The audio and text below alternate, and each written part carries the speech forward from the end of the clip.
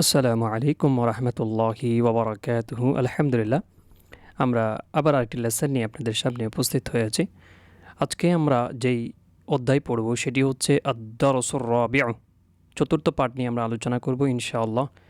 আমরা এই কিতাবের অর্থাৎ কাওয়াইদুল লুগা আল আরাবিয়া এই কিতাবের 3টি অধ্যায় আমরা শেষ করেছি আলহামদুলিল্লাহ। আজকে যে বিষয়টি নিয়ে আমরা আলোচনা করব সেটি হচ্ছে আল আসমা উল মুশতাক্কা, ইসমে মুশতাক সমূহ নিয়ে আমরা আলোচনা করব ইনশাআল্লাহ। চলুন শুরু করা যাক। তবে শুরু করার আগে আমি একটি কথা বলে নিই, যারা আমার পূর্বের লেসনগুলো রয়েছে সেগুলো দেখেননি অবশ্যই দেখে নেবেন ইনশাআল্লাহ। যদি দেখেন আপনারা অনেকগুলো বিষয় জানতে পারবেন। যারা বিশেষ করে আরবি শিখতে চায় তাদের জন্য, যারা শিখতে চায় না তাদের জন্য নয়। তো সমস্যা নেই ইনশাআল্লাহ, আমরা একে একে অধ্যায়গুলো শেষ করার চেষ্টা করতেছি ইনশাআল্লাহ। আজকে আমরা যে বিষয়টি নিয়ে আলোচনা করব সেটি হচ্ছে আল আসমা উল মুশতাক্কা, ইসমে মুশতাক সমূহ নিয়ে আমরা আলোচনা করব। আমরা সকলে জানি ইসিম এক বচন, বহু বচনে আসমা উ, ঠিক আছে। এবার আসুন, এখানে কতগুলো উদাহরণ দিয়েছে সেগুলো আমরা দেখব। দেখার পর আমরা এগুলো অর্থ দেখব। অর্থ দেখার পর আমরা যে আন্ডারলাইনগুলো শব্দ রয়েছে সেই শব্দগুলো আমরা একটু দেখব। দেখার পর আমরা কি কি বিষয় নিয়ে আলোচনা করা হয়েছে সেই বিষয় নিয়ে আমরা এখানে বিস্তারিত দেখব ইনশাআল্লাহ। চলুন, আল আমসিলাতু, মেসালের বহুবচন আমসিলা, উদাহরণসমূহ। এখানে আলিফ এবং বা দিয়ে দুটি উদাহরণ দিয়েছে। আমরা প্রথমে আলিফ দেখব। রাআইতুল উসফুরা আলাল গুসনি, রাআইতু আমি দেখেছি, আল উসফুরা অর্থাৎ চড়ুই পাখিটি, আলাল গুসনি ঢালের উপর দেখছি আমি।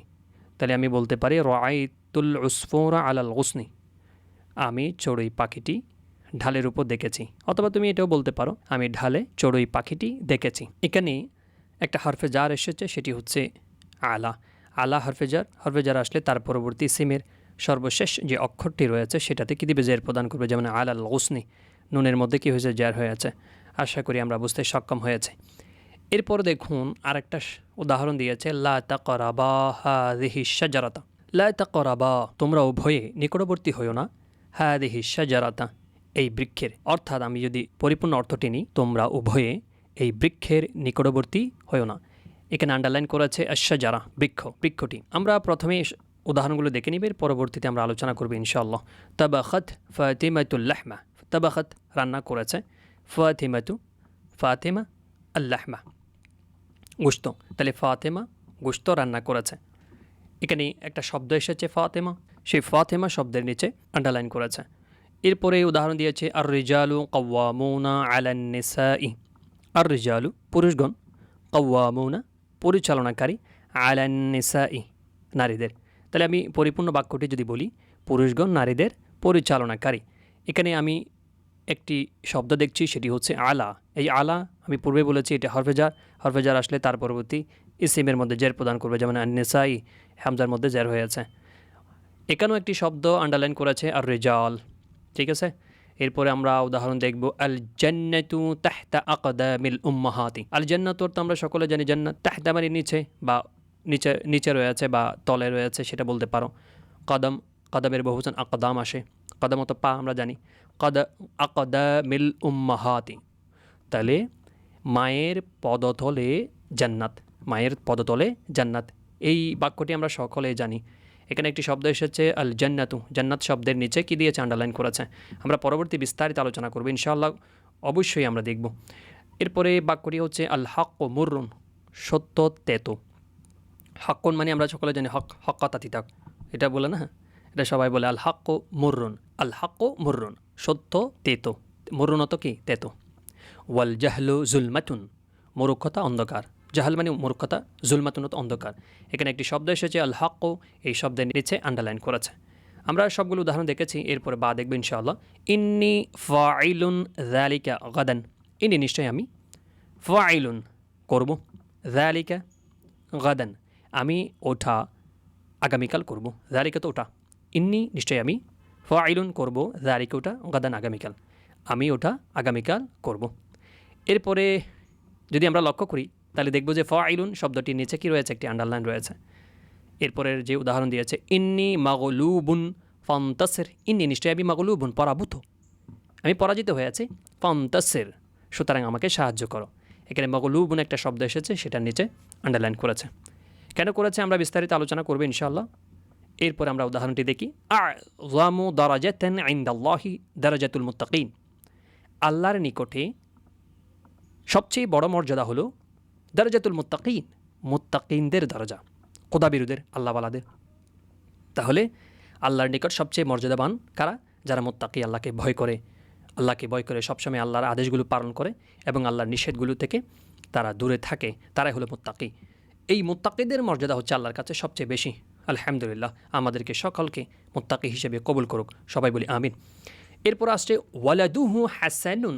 এখানে বলা হয়নি আ'যামু। আ'যামু শব্দটি একটি শব্দ, সেই শব্দের নিচে আন্ডারলাইন করেছে। আমরা এটা পরবর্তীতে আলোচনা করব ইনশাআল্লাহ, তবে একটু ধৈর্য ধরুন, ইনশাআল্লাহ বুঝতে সক্ষম হবেন।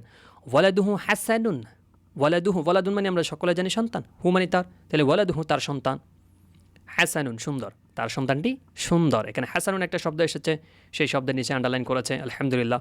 এরপর আমরা বাক্যটি দেখব, লা তুখসিরুল মিজান। লা তুখসিরু, তোমরা কম দিও না, আল মিজান মাপে, তোমরা মাপে কম দিও না। মিজান অর্থ আমরা সকলে জানি দাড়িপাল্লা, মিজান অর্থ আমরা সকলে জানি দাড়িপাল্লা, তাহলে তোমরা মাপে কম দিও না। এখানে একটা শব্দ এসেছে মিজান, আল মিজান, এই মিজান শব্দের নিচে আন্ডারলাইন করেছে। এরপরে উদাহরণ দিয়েছে আল মসজিদু বাইতুল্লাহি। আল মসজিদু মসজিদ, বাইতুল্লাহি আল্লাহর ঘর, মসজিদ আল্লাহর ঘর। এখানে একটা শব্দ এসেছে মসজিদ, আল মসজিদু, এই আল মসজিদু শব্দের নিচে আন্ডারলাইন করেছে। তাহলে তো আমরা এখন উদাহরণগুলো দেখেছি এবং অর্থগুলো বোঝার চেষ্টা করেছি, আলহামদুলিল্লাহ আমরা সকলে বুঝতে পেরেছি। এরপর আমরা বাহাস নিয়ে আলোচনা করব, এখানে কেন এই আন্ডারলাইনগুলো করেছে সেই বিষয় নিয়ে আলোচনা করা হবে ইনশাআল্লাহ। তাহলে আমরা আলোচনা করব আল বাহাস, আলোচনা। দক্কিক নজরা ইলাল কালিমাতিল মাখতুতাতি ফি মাজমুআতি আলিফ ওয়া বা। দক্কিক ইন নজরা, তুমি গভীরভাবে লক্ষ্য করো, ইলাল কালিমাতিল মাখতুতা, ইলাল কালিমাত শব্দগুলোর দিকে, আল মাখতুতা যেগুলোর নিচে কি করেছে, আন্ডারলাইন করেছে, ফি মাজমুআতি আলিফ ওয়া বা। আলিফ ও বা গুচ্ছে যে শব্দগুলো রয়েছে, সেই শব্দগুলোর নিচে যে নিম্নরেখা বিশিষ্ট শব্দগুলো রয়েছে, সেগুলোর প্রতি তুমি গভীরভাবে লক্ষ্য করো, তাহলে তুমি দেখবে, কি দেখবে, তাজিদুহা, তুমি শব্দগুলো দেখবে, জামিআম, সব শব্দগুলো, মিনাল আসমা, শব্দগুলো সবগুলো কি ইসিম, যেমন আল উসফুর, এটা একটা চড়ুই পাখির নাম, শাজারা একটা বৃক্ষের নাম, ফাতিমা একটা মেয়ের নাম, তারপর হচ্ছে আর রেজাল, এটা পুরুষদেরকে বোঝায়, এটা আমরা সকলে জানি ইসিম। আর আলিফ লাম আসলে এগুলো কি ইসিম বলি, এটাও আমরা জানি। আল জান্নাহ, জান্নাত এটা কি একটা স্থানের নাম, ওকে। আল হক, হক সত্য, এটা একটা আলিফ লাম শুরুতে আসছে, সুতরাং এটাকে ইসিম বলা হবে। ফাইলুন, মাগলুবুন, আযমু, হাসানুন, মিজান, আল মসজিদ, এই শব্দগুলো ইসিম। কীভাবে ইসিম হয়েছে এগুলো আমরা অবশ্যই দেখব, তবে সবগুলো ইসিম হয়েছে। তো ওয়ালাকিন্নাল আসমা আল মাখতুতাতা ফি মাজমুআতি আলিফ, আলিফ কুচ্ছে যেই আন্ডারলাইনকৃত আসমাগুলো রয়েছে সেগুলো, তাজিদুহা তুমি সেগুলোকে পাবে, লাম তুখাজ এগুলো গ্রহণ করা হয় নাই, মিন লফজি গায়রিহি অন্য কোনো শব্দ থেকে এই শব্দগুলো গঠিত হয় নাই। যেমন দেখুন এখানে বলছে উসফুর, আল উসফুর, এই শব্দটি আশ-শাজারা, ফাতিমাতু, আর রিজাল, তারপর হচ্ছে আল জান্নাহ, আল হাকু, এই সব শব্দগুলো অন্য কোনো শব্দ থেকে গঠন করা হয় নাই। ফালিদা এই জন্য তুসাম্মা নামকরণ করা হবে ইসমান জামেদান, এই সিমগুলোকে কি বলা হবে, ইসমে জামেদ বলা হবে, ঠিক আছে। এরপর আসো আল আসমা উল মাখতুতাতু ফি মাজমুআতি বা, বা গুচ্ছের মধ্যে যেই আন্ডারলাইনকৃত ইসিমগুলো রয়েছে, তাজিদুহা তুমি এগুলো পাবে, ও খেজাত এগুলোকে গঠিত হয়েছে, মিন গাইরিহি নেওয়া হয়েছে, মিন গাইরিহি অন্য শব্দ থেকে নেওয়া হয়েছে। মিসলু যেমন ফাইলুন, ফাইলুন শব্দটি মিন ইয়াফআলু থেকে আসছে। এখানে কিভাবে ইয়াফআলু থেকে ফাইলুন শব্দটি এসেছে এটা আমরা পরবর্তী লেসনে দেখব ইনশাআল্লাহ, তবে এতটুকু জেনে রাখি ফাইলুন শব্দটি এসেছে ইয়াফআলু শব্দ থেকে, ঠিক আছে। ওয়া মাগলুবুন মিন ইউগলাবু, মাগলুব শব্দটি ইউগলাবু শব্দ থেকে এসেছে। ওয়া আযমু মিন ইয়াযুমু, ইয়াযুমু শব্দ থেকে আযমু শব্দটি এসেছে। ওয়া হাসানুন মিন ইয়াহসুনু, ইয়াহসুনু শব্দ থেকে হাসানুন শব্দটি এসেছে। ওয়াল মিজানু মিন ইয়াজিনু, ইয়াজিনু শব্দটি থেকে মিজান শব্দটি এসেছে। ওয়াল মসজিদু মিন ইয়াসজুদু, ইয়াসজুদু শব্দ থেকে আল মসজিদু শব্দটি এসেছে। ফালিদা এই জন্য তুসাম্মা নামকরণ করা হবে ইসিমগুলোকে ইসমান মুশতাক্কান, এই ইসিমগুলোকে ইসমে মুশতাক বলা হবে। তার মানে আমরা বলতে পারি যে ইসিমগুলো অন্য ইসিম অর্থাৎ অন্য একটি শব্দ থেকে গঠিত হয়ে থাকবে, সেগুলোকে আমরা কি বলবো, ইসমে মুশতাক। কীভাবে হবে, কেমনে হবে সেটা আমরা অবশ্যই দেখব, কোনো সমস্যা নাই। তবে এতটুকু বলতে পারি, এই যে আমরা বললাম ফাইলুন শব্দটি ইয়াফআলু ফেল থেকে এসেছে, ঠিক আছে। মাগলুবুন শব্দটি ইউগলাবু ফেল থেকে গঠিত হয়ে আছে। তারপর আযমু শব্দটি ইয়াযুমু ফেল থেকে এসেছে। হাসানুন শব্দটি ইয়াহসুনু ফেল থেকে এসেছে। তারপরে মিজান এই শব্দটি, আল মিজান শব্দটি কি ইয়াজিনু ফেল থেকে এসেছে। আল মসজিদু এই শব্দটি ইয়াসজুদু ফেল থেকে এসেছে। এই জন্য এই ফেলগুলোকে ইসমে মুশতাক বলা হবে। আশা করি আপনারা বুঝতে সক্ষম হয়েছেন। এতটুকুই থাকবে, অনেক বড় লম্বা ভিডিও হয়ে যাচ্ছে, যার কারণে আমি চাই না আপনাদের বিরক্তির কারণ হই। ঠিক আছে, আপনারা অবশ্যই পরবর্তী লেসনগুলোতে অংশগ্রহণ করবেন। যদি কোনো ধরনের প্রশ্ন থাকে অবশ্যই করবেন এবং আমাদেরকে উৎসাহিত করবেন, যেন আমরা এই ভিডিওগুলো মেক করতে পারি। ঠিক আছে, এতটুকুতেই ভালো থাকবেন, সুস্থ থাকবেন। আসসালামু আলাইকুম ওয়া রাহমাতুল্লাহি ওয়া বারাকাতুহু।